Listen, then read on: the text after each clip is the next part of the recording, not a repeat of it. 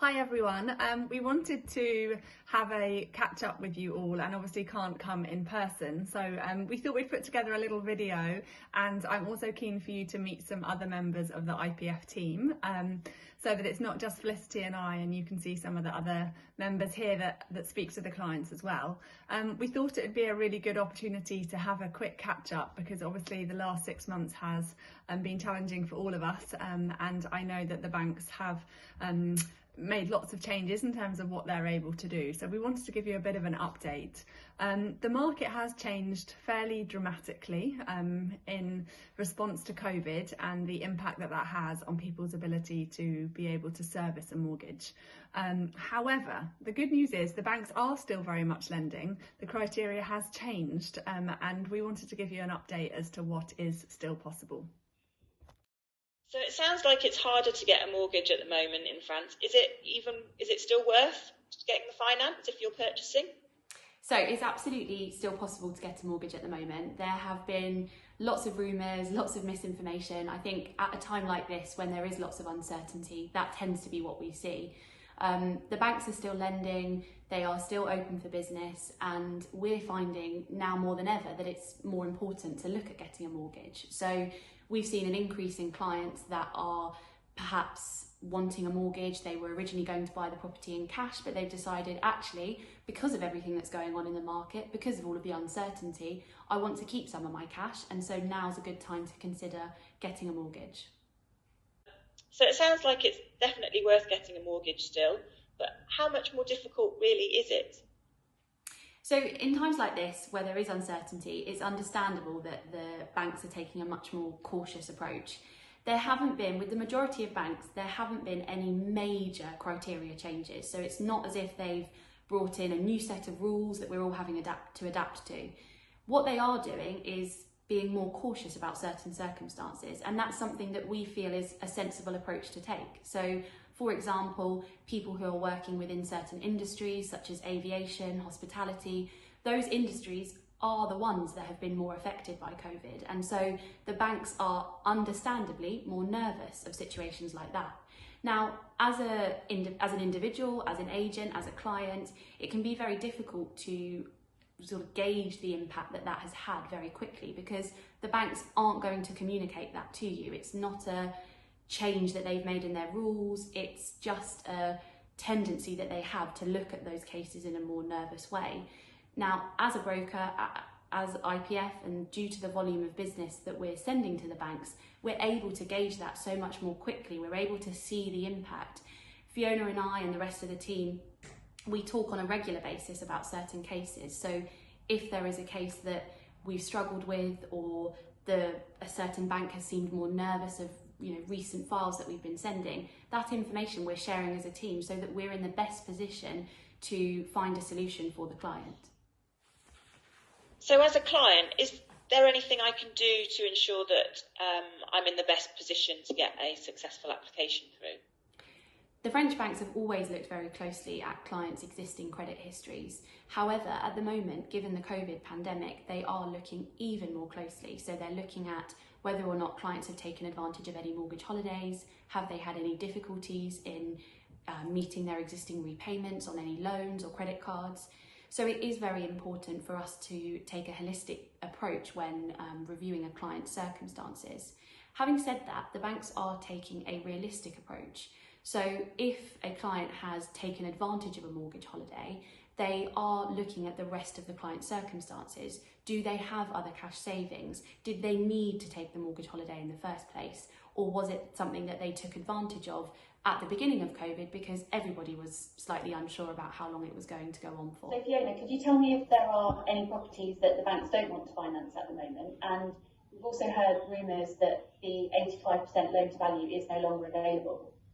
Okay, so in regards to the type of properties, the banks have always been more cautious to lend against properties that are very rural, quite remote, cut off, or perhaps that need a lot of work doing to them.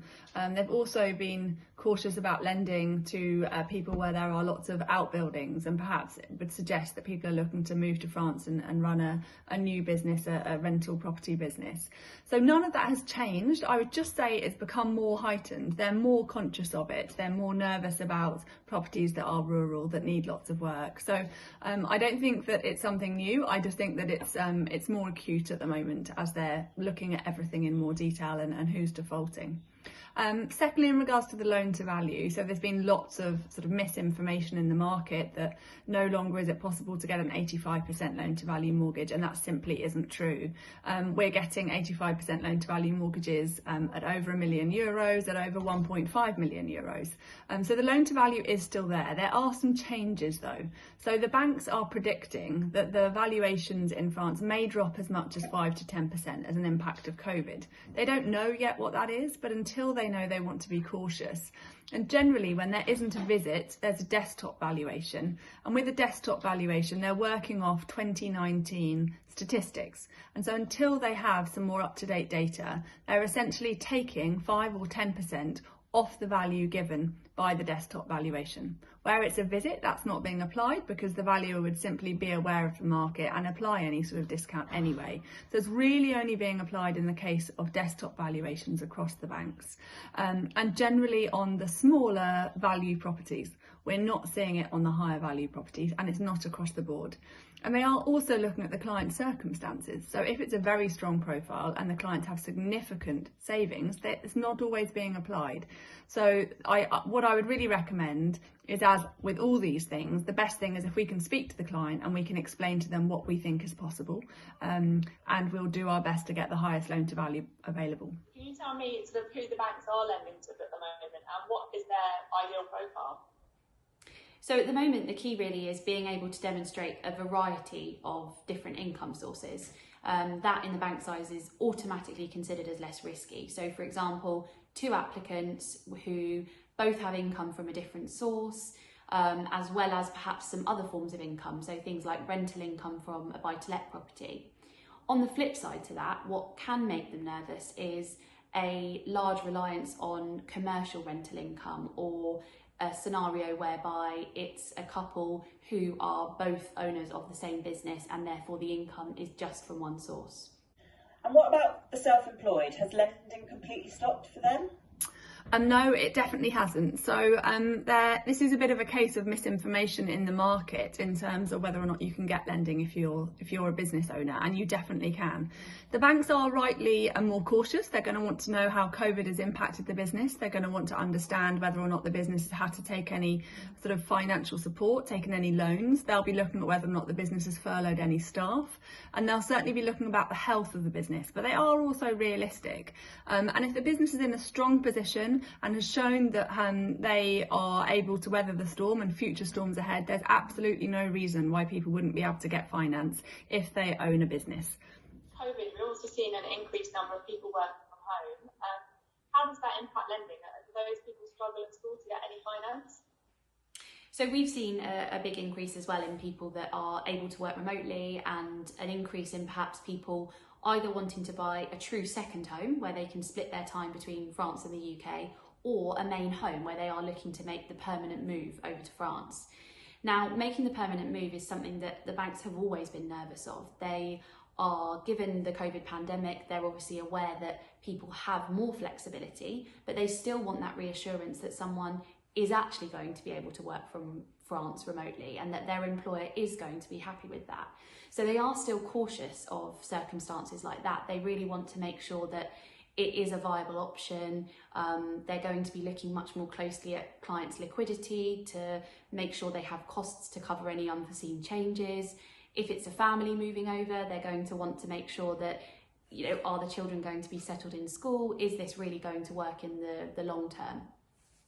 On the flip side, as I said, there are also more and more clients that are coming to us wanting to buy a true second home where they can work half of the year in France, or they want to have more flexibility, and that's something that the banks are definitely much more open to. Again, you know, all of the same criteria would apply, But as long as there is that flexibility from someone's employer, there's no reason why that can't work. How has arranging completions changed during COVID? Obviously, the big change is that clients aren't able to travel to France. So right from the beginning of the process, we've been recommending that they have a power of attorney drawn up. In most cases, this does cover the signing of the compromis devant and the acte devant, but in certain cases, they will have to have two drawn up. We found that some notaires in France are allowing clients to sign via Zoom, but in the situation where this isn't yet possible, we've been really hands-on helping clients to find a notary public close to their home in the UK. This is also really good because it means they don't have to travel very far. We've had lots of positive feedback so far, and we found this to be a really effective way of people completing.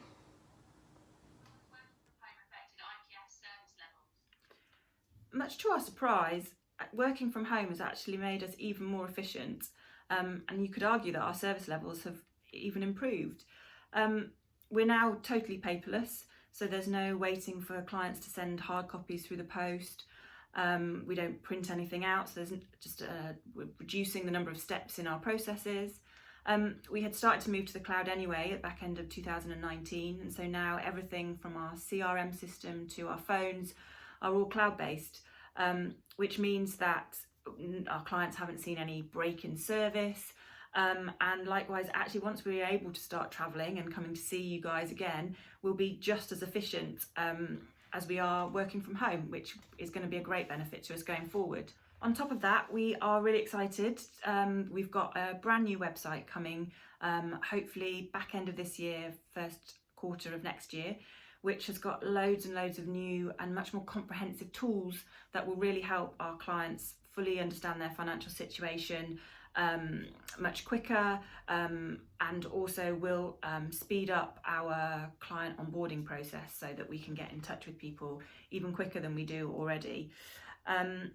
I guess another benefit of us working from home is we no longer have to commute, which has meant that we are able to offer a lot more flexibility in terms of the times that we're available for clients, which, especially if they're based in Asia, suddenly arranging calls for those sorts of hours are much easier for us. And lastly, we do benefit, we're a small team, and so actually we've fully benefited from all the benefits of Zoom, and so we haven't lost all of the office interaction that actually made us efficient and working really well as teams anyway. So I'm very much used to having a little square in the corner of my computer with all of my colleagues on it the whole day, so we can quite easily ask questions just as if we were in the office. So yeah, as far as our service levels, I would say they're even more improved than they were, and absolutely from our clients' point of view, they have not experienced any break in service, and everyone's been really appreciative of everything that we continue to do. So Fiona, what are your thoughts and what's your outlook for 2021? So I would say we're cautiously optimistic. Obviously, the ability to travel is absolutely key in terms of the market. But from a lending perspective, I think the banks have made their decisions now. This isn't just a slippery slope of criteria getting stricter and stricter. They've made decisions, and I don't see it from here getting any stricter. We are fully aware of the bank's concerns. We understand them. They seem reasonable and logical. And I think that there is no reason why we wouldn't be able to continue to get people approved at high loan to values and at high loan amounts. We had an incredible number of people inquire and apply with us over the summer months and after the lockdown was lifted. And I think that there will be a big bounce when restrictions are lifted. And I think we have a large pipeline of clients very keen to buy as soon as they're able to travel. Their appetite is there from the banks. I think if anything, as the longer this has gone on, the more used to it people have got and the systems have improved. So I think any delays we're seeing will quicken. So if anything, I think there's a very strong appetite, and I think the market is in a good place to have an increased interest from clients looking to purchase.